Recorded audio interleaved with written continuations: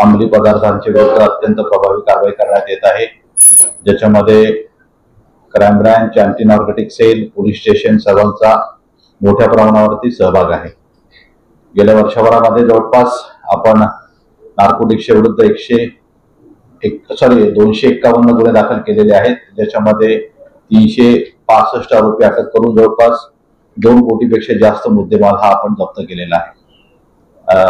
या वर्षभरातले जे काही गुन्हे दाखल झालेले आहेत, आरोपी अटक केलेले आहेत, त्याचं 26 इंट्रोगेशन झालेलं आहे, इंट्रोगेशन फॉर्म भरलेले आहेत आणि आपल्याकडे काही गोपनीय माहिती प्राप्त झाली होती बातमीदारांच्या तर्फे।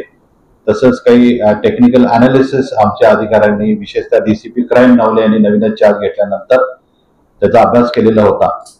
त्याच्या अनुषंगाने काही संघटित टोळी जी इतर राज्यातून आपल्या शहरामध्ये नार्कोटिक्स ट्रान्सपोर्टच्या वतीने खोटे बिल, पावत्या आणि मेडिकल स्टोअरच्या नावाखाली मागवतात अशी माहिती होती। त्याच्यामध्ये काही नाशिक, चाळीसगाव, येवला तेथील मेडिकल स्टोअरचे दुकानदार, तसेच आपल्या शहरातील नार्कोटिक्सचा व्यवसाय करणारे काही पेडलर्स आणि कन्झ्युमर्स यांचा देखील सहभाग होता। डीसीपी यांनी त्याप्रमाणे जी काही स्पेसिफिक माहिती मिळाली होती त्याप्रमाणे काल आपला लोकांनी VRLचं जे ट्रान्सपोर्ट आहे कार्यालय वाळूला, त्या ठिकाणी सापळा रचलेला होता। ज्यावेळी त्या ठिकाणी त्यांचा माल आलेला होता ते चेक केल्यावरती त्यांना त्या ठिकाणी जवळपास कोडीन फॉस्फेटच्या 2504 बॉटल्स मिळाल्या। त्याच्यामध्ये जवळपास किंमत 12,43,000 त्याची किंमत होते। त्या कोडीनची बॉटल्स घेण्याकरता, डिलिव्हरी करता अविनाश रामकृष्ण पाटील, राहणार शिरसगाव टाकळी, चाळीसगाव, जळगाव येथून हा आलेला होता। त्याला ताब्यात घेण्यात आलं।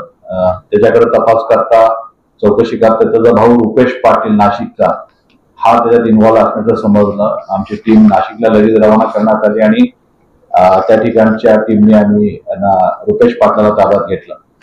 दोघांच्या इंट्रोगेशन मध्ये असं निष्पन्न झालं की हा जो माल होता हा एक अमोल येवले यांच्या मेडिकल स्टोअर मधून बिल्टी बनवून त्यांच्या नावावरती घेतला जात होता। ज्यावेळी मालेगाव येवला या ठिकाणी आमची टीम पोहोचली त्यावेळी पाहिलं की त्या ठिकाणी मेडिकल स्टोअरचं अस्तित्वच नव्हतं। त्या ठिकाणी एक वॉटर प्युरिफायर साफ करणारी आणि रिपेअर करणारी कंपनी आहे त्या ठिकाणी। अशा प्रकारे बनावट अस्तित्वात नसलेल्या मेडिकल स्टोअरच्या नावाने त्यांनी पावत्या बनवल्या, बिल्ट्या बनवल्या आणि त्या प्रकारे सामान आपला मेडिकल स्टोअर आणि च्या नावाखाली आणून आपल्याकडे सिरप जो आहे तो त्यांनी आणलेला आहे। याच्यामध्ये VRL लॉजिस्टिक वाळूच्या इथं त्यांनी इव्हन एका आरोपी जो स्थानिक आपल्या शहरामधला त्याच्याकडून त्यांनी ऑर्डर पण घेतलेली होती सिरप पोहोचवण्याची होती। तर आरोपी देखील त्या ठिकाणी ते कोडिन सिरप घेण्याकरता त्यांनी त्याला तिथं बोलवलं डिलिव्हरी घेतल्यानंतर। त्याचं नाव आहे समीर शेख, त्याच्याबरोबरती अर्शद इब्राहिम पठाण, त्याच्याबरोबरती अर्शद इब्राहिम पठाण, समीर शेख आणि रसूल असे 3 जण आलेले होते। त्या 3 देखील आमच्या टीमने ताब्यात घेतलं। अमोल येवलेला देखील आमच्या टीमनी नाशिकमध्ये ताब्यात घेतलं। अशा प्रकारे या संघटित गुन्हेगारीमध्ये सामील असलेले क्राईम ब्रांचनी, अँटी नार्कोटिक सेलनी आणि स्पेशल स्क्वॉडने मिळून जवळपास 12 आरोपी हे अटक करण्यात आलेले आहेत।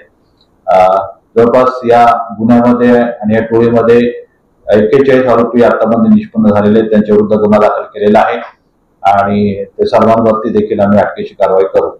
याच्यामध्ये प्रामुख्याने डीसीपी रत्नाकर नवले, क्राईम ब्रांचचे PI Pawar, PI Bagore, API Gachche, API Shelke, PSI Bodke, PSI Shinde आणि स्पेशल स्क्वॉडचे API Chaure, PSI Sandeep Kale, PSI Arjun Kadam, PSI Abhijit Chikhlikar आणि नार्कोटिक सेलचे मस्के या सर्व अधिकाऱ्यांचा समावेश होता। आमचे अंमलदार देखील याच्यामध्ये सामील होते। या कार्याची व्याप्ती मोठी होती, परंतु तरी देखील सगळ्यांनी एकत्रित येऊन प्रभावीपणे असं चांगलं काम आपल्या शहराकरता नार्कोटिक्सचा जो त्रास आहे, जो मेनेस आहे तो थांबवण्याकरता केलेला आहे। पोलीस आज आरोपींना गंगापूर कोर्टामध्ये प्रोड्यूस केलेलं होतं। माननीय कोर्टाने 18 सप्टेंबर पर्यंत आरोपींचा कस्टडी दिलेली आहे। निश्चितच आरोपी आणि मुद्देमाल तपासात आता जे काही बाबी निष्पन्न होतील त्याप्रमाणे पाहू शकतो. जे आरोपी आपण 12 पकडलेले त्यांच्या नावाबद्दल गुन्हे दाखल आहे. काही आरोपींवरती आहेत, ते सगळ्या फॅक्ट्स आम्ही व्हेरीफाय करतो.